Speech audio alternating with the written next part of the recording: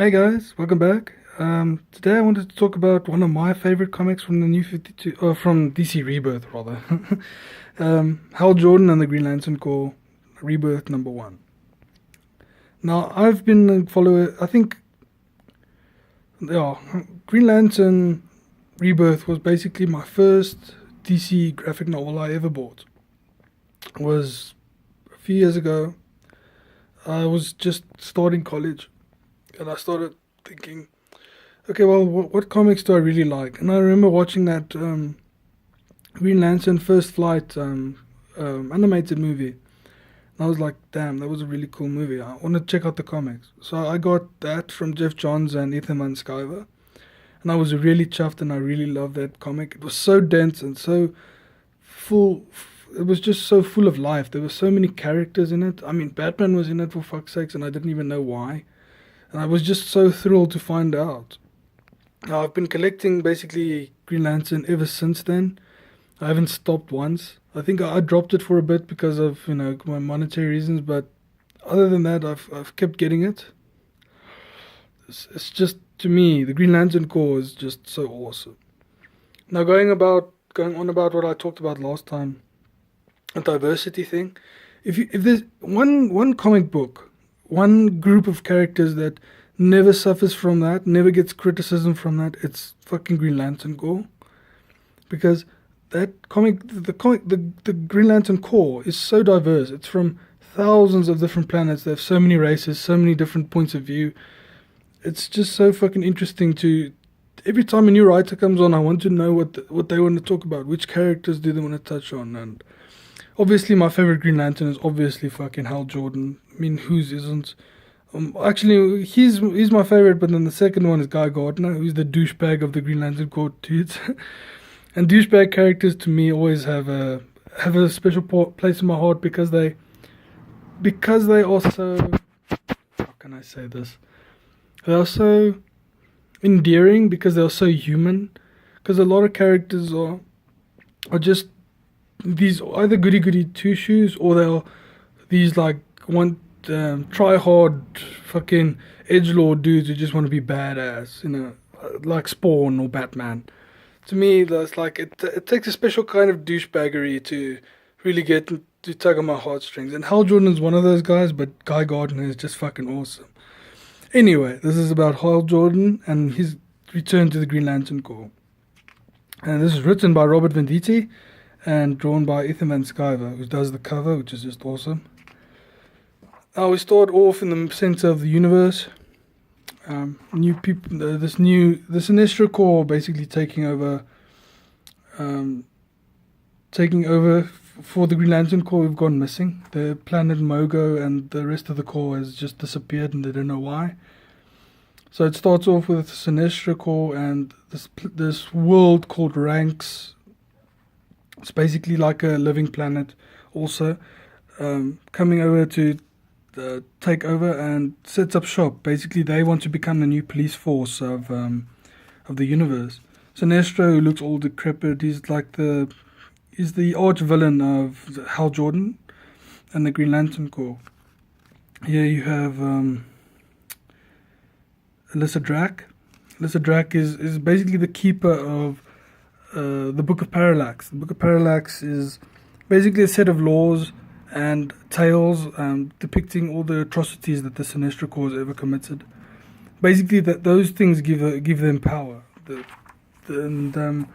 It's just a record of what's happening, because there's a book of Oa as well for the Green Lantern Corps, which basically also just talks about all the Corps' exploits and accomplishments and stuff like that. Now, what happens in this book is that Alyssa Drac and Sinestro are kind of romantically involved, but also Sinestro is fucking getting decrepit and he doesn't want to be coddled, and so he just stammers off, and we cut to a different planet in a different part of the universe, and you hear if you've been a Green Lantern fan for a long time now, you'll know this like stupid scroll about Hal Jordan just recounting himself as like, I'm this Green Lantern, I have these people in my life, I'm a Green Lantern of this sector. And like he's saying, yeah, he repeats these things so he remembers. Because prior to this DC Rebirth thing, his powers became really strong because he's been wearing this like gauntlet thing. It's Ganthet's gauntlet, Krona's gauntlet. Krona is one of the guys who created the Green Lantern Corps, and he used that gauntlet to basically illustrate the power of will. Now, willpower is what powers the Green Lantern Corps. Now, basically what is happening to Hal here is he's turning into willpower itself. So, as that is happening, he recounts how he became a Green Lantern, and there's so many Green Lanterns, like 7,200 agents, or basically cops.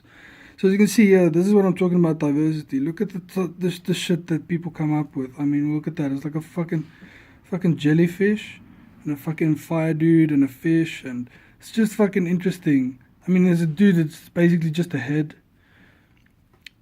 See, this is what I'm talking about. When people scream about diversity, it's like, really? Look at that. Look. I mean, you don't need to look far to get this shit. But people, not everyone buys Green Lantern, so they don't know what diversity really is. So when you read about a character like Batman, it's like, yeah, you want Batman, obviously. When you read about a Green Lantern Corps, you don't always get Hal Jordan or John Stewart or Guy Gardner or Kyle Rayner, the core, the normal human members. You don't always get them. You get plenty of other characters that populate the universe, but nobody knows that. So obviously, Hal Jordan, he's like saying, he stole the gauntlet to basically protect the core. And here's his like teammates. Kilowog is like his trainer. There's Guy Gardner, one of my favorite characters. John Stewart is like a Marine. And Simon Baz is one of the new Green Lanterns, who was a suspected terrorist, but it never really panned out. He was exonerated. Then you have Kyle Rayner here, who's basically the guy who mastered all of the rings. And as that is going on, Hal's like saying, well, I'm going to turn into nothing if I don't do anything. And he's like, he takes this like a rock of willpower that he pulls out of himself, and he puts it on an anvil. And he's going to forge something. Now, the thing is, like, as he's doing this, he's like hitting this rock with his own willpower, and he's like flashing back and forth from human to willpower itself. He's basically creating something to control all of that power that he has at the moment. And as he's doing that, you see flashes of different characters in the Green Lantern universe. You see the Green Lantern Corps, who's been like in limbo, but now they're coming back. You see this like weird warping thing around them. You see Ganthet inside, his wife. 2 Guardians that are left, basically. All the others are dead. Kyle Rayner, Jessica Cruz is on Earth. You get these preview pages. Fucking awesome ad for fucking Snickers. And then you skip back to Sinestro, who's going down to the bowels of ranks, the war world thing that the Sinestro Corps uses as a base, to Parallax. Now, Parallax is the thing that gives this Sinestro Corps power. It is basically the physical embodiment of fear. It's this giant monster that can possess people and like turn them into the worst nightmares and just control them and give them superpowers and shit. Now, why Sinestro is so decrepit is that he had ranks in Parallax in him for so long, and he basically parted with it so that he could power this planet to get to the center of the universe, and now he wants to take it back. That's where that ends, and continues later on in the story. Now you skip to the other cores, all feeling like Hal Jordan's essence, and Hal Jordan is like just finished pounding that anvil for fucking how long they do not say, but basically he creates a ring.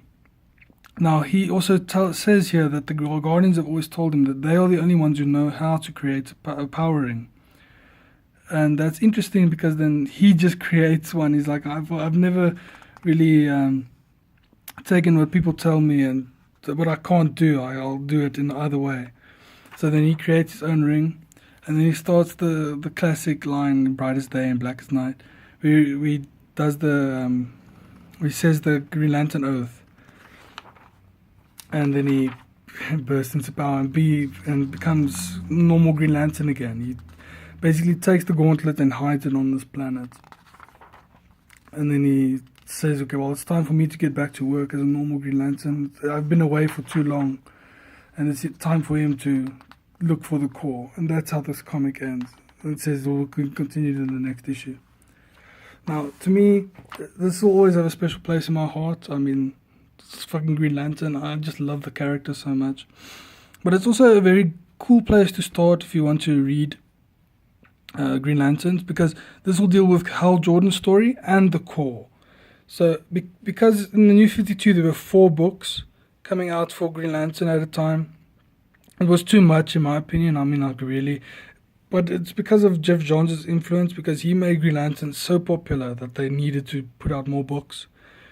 But in my opinion, if you just want to read about Hal Jordan and his role in as like a next core leader in the Green Lantern Corps, and read more about the entire the universe story, more the cosmic story of the DC universe, then you get this. It's very, very good. I mean, I keep getting it religiously. I mean, it's one of the books that I always buy when I can. But if you really like anything cosmic and anything sci-fi and just about, kicking some ass, then this is one of the books you'd want to read.